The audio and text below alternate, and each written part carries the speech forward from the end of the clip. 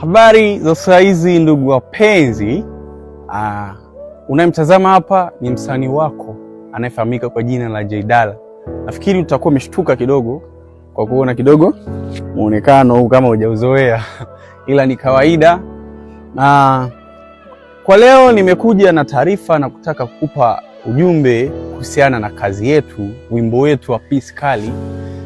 Ukweli ni kwamba nimekutana na msanii mwenzangu, tumeyazungumza, tumeyatengeneza. Kwa sasa hivi Jaydala na yeye Madin hatuna tatizo, hatuna matata, hatuna mashaka.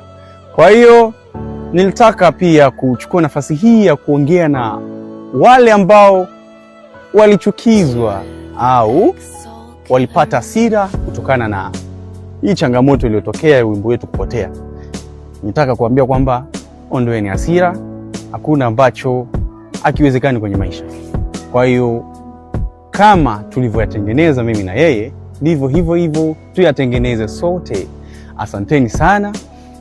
Endeleeni kufuatilia kazi zangu, mtajua mengi zaidi kwenye mitandao yangu ya kijamii.